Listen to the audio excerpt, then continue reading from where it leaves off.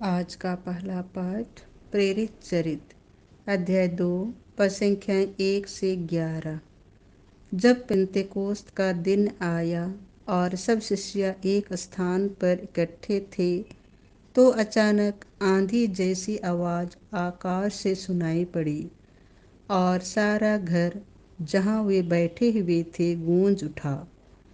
उन्हें एक प्रकार की आग दिखाई पड़ी जो जीभों में विभाजित होकर उनमें हर एक के ऊपर आकर ठहर गई।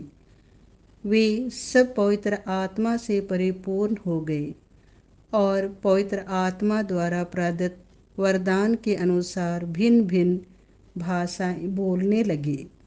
पृथ्वी भर के सब राष्ट्रों से आए हुए धर्मी यहूदी उस समय यरूशलेम में रहते थे। बहुत से लोग वह आवाज़ सुनकर एकत्र हो गए। वे विस्मित थे क्योंकि हर एक अपनी अपनी भाषा में शिष्यों को बोलते सुन रहा था। वे बड़े अचंभे में पड़ गए और चकित होकर बोल उठे, क्या ये बोलने वाले सबके सब गलीली नहीं हैं? तो फिर हम में हर एक अपनी अपनी मरु जन्मभूमि की भाषा कैसे सुन रहा है?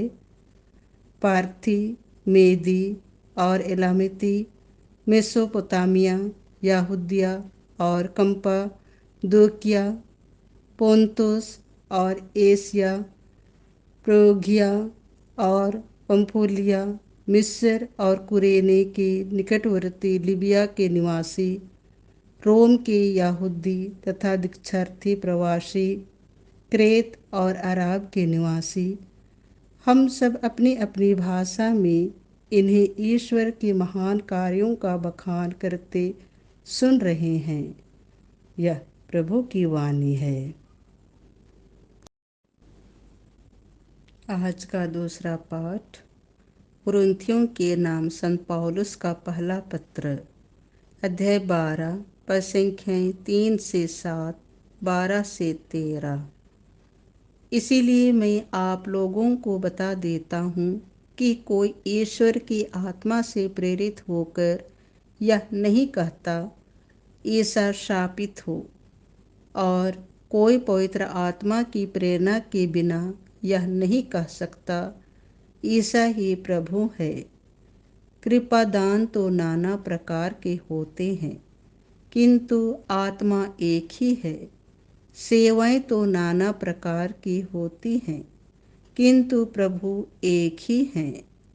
प्रभावशाली कार्य तो नाना प्रकार के होते हैं किंतु एक ही ईश्वर द्वारा सबों में सब कार्य संपन्न होते हैं। वह प्रत्येक को वरदान देता है जिससे वह सबों के हित के लिए पवित्र आत्मा को प्रकट करे।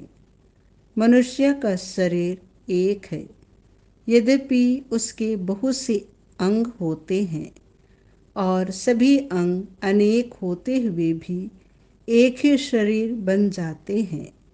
मसीह के विषय में भी यही बात है।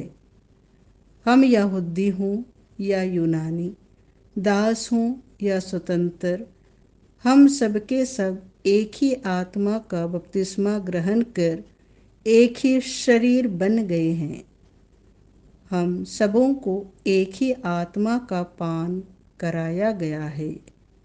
यह प्रभु की वाणी है। संत योहन के अनुसार पवित्र सुसमाचार अध्याय 20 पद संख्या 19 से 23। उसी दिन अर्थात सप्ताह के प्रथम दिन संध्या समय जब शिष्य यहूदियों के भय से द्वार बंद किए एकत्र थे, ईसा उनके बीच आकर खड़े हो गए। उन्होंने शिष्यों से कहा, तुम्हें शांति मिले। और इसके बाद उन्हें अपने हाथ और अपनी बगल दिखाई। प्रभु को देखकर शिष्य आनंदित हो उठे। ईसा ने उनसे फिर कहा, तुम्हें शांति मिले। जिस प्रकार पिता ने मुझे भेजा उसी प्रकार मैं तुम्हें भेजता हूँ।